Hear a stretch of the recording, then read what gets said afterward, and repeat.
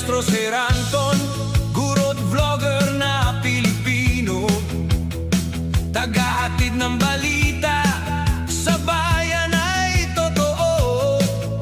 Mga benepisyo ng guro, kanyang tinatalakay. Hindi natin ngayon mga maestro ay pag-usapan pa rin natin itong tungkol sa 7 years loan term. Ayan. So ngayon nga po mga maestro, no, ay inilabas na no ng Manila Teachers or ng MTMAS yung kanilang official guidelines at yung mga requirements para po maka-avail kayo ng 6 or 7 years na loan term.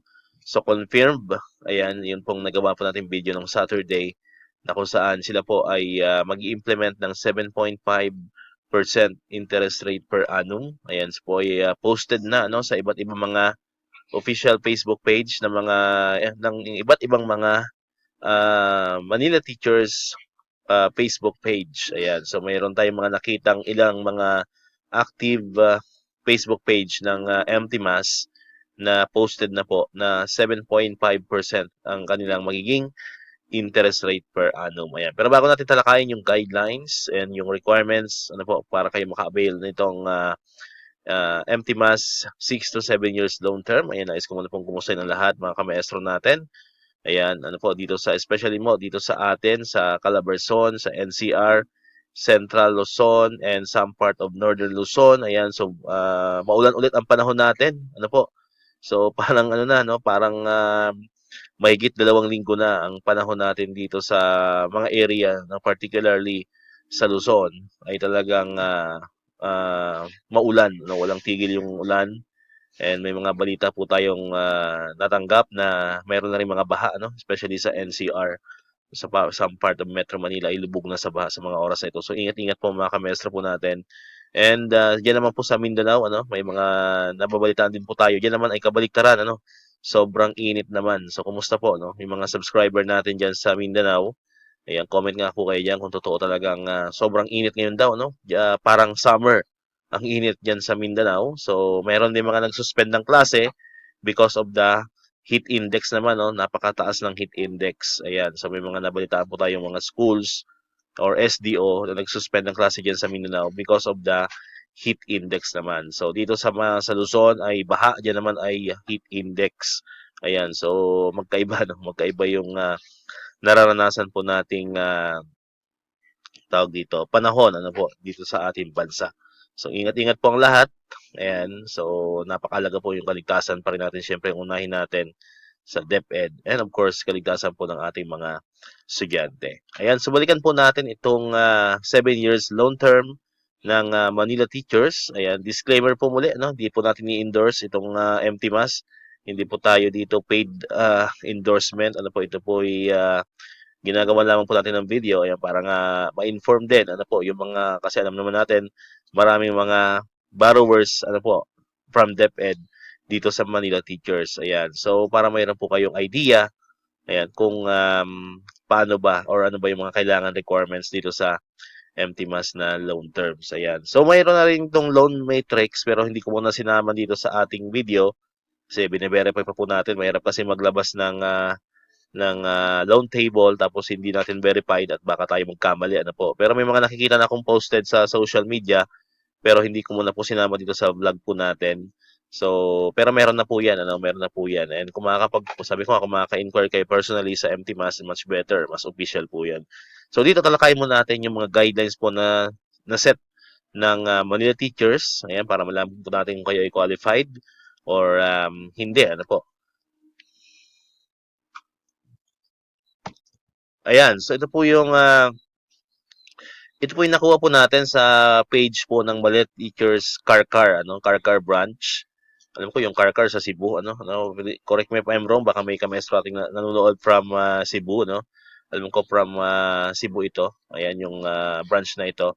So MTMAS or Manila Teachers Karkar, ayan, doon po natin kinuha sa official Facebook page nila. So nakalagay naman po diyan yung kanilang 6 and 7 years loan term, 7.5% per annum or interest rate per annum. So legit na po 'yan. Next, ito po yung mga requirements, guidelines and requirements. Una po, ang age limit ay 50 years old and below, can apply up to 7-year loan term. Reconstruction of this loans may be applied after 3 years of complete deduction, depending on deduction subject for evaluation. So, 50 years old and below. Ayan po yung unang qualification, ano po mga maestro. Ayan, for 51 to 53 years old naman, for member 51 to 53 years old, 6-year and 7-year term is applicable only for new loans, separate loans not for reconstruction of old loans. Ayan, so new loans po, ikaw ay 51 to 53 years old, gusto mo makabil itong 7 years loan term, so kailangan po ay new loan po ang iyong applyan, ano po mga kamaestro. Then number 3, ayan, for old members with undeducted anticipated loan may still avail the 7-year term, provided that the deduction to be reconstructed will be deducted with the undeducted anticipated deduction. The difference then will be the new deduction for the 7-year loan term. Ayan.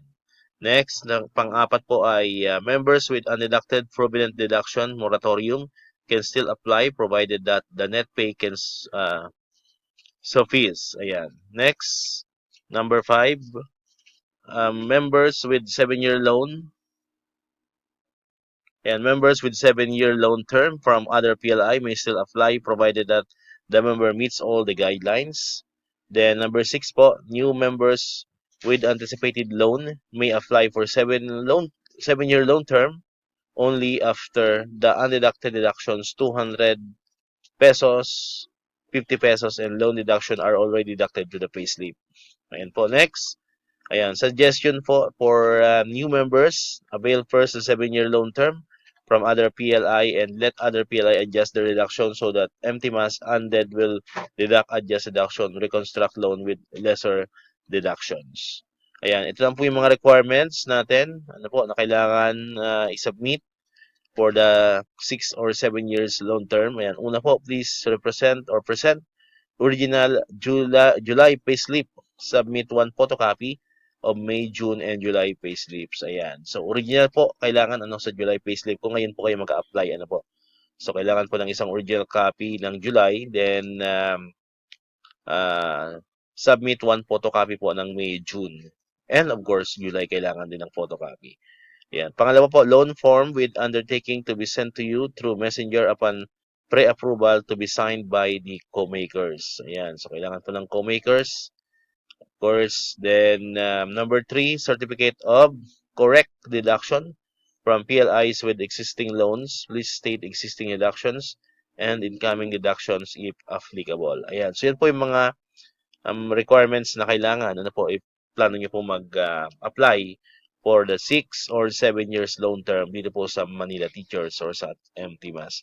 Alright, so yun po yung qualification or requirements and ano po, guidelines para po dito sa availment po ng MTMAS 7 years loan term. Ano po, sa loan matrix or sa loan table naman, pagka meron na po tayong nakuha ang official na copy, ay gagawin po natin yan ng separate video na lang dito po sa ating YouTube channel. Alright, so dito ko natapusin ang ating video ngayon mga kamaestro. Kung hindi ka pa nakakapag-subscribe, click mo ng subscribe button dyan para kayo yung unang nakapanood ng mga videos na upload natin. Katulad ito yung mga updates pa rin about sa 7 years loan term and other benefits sa mga teachers and government employees. And syempre, click mo na rin ang notification bell button para ma-notify ka. Always updated ka pag may mga bago tayong uploaded na videos. So muli, maraming salamat sa inyong panonood at pakikinig.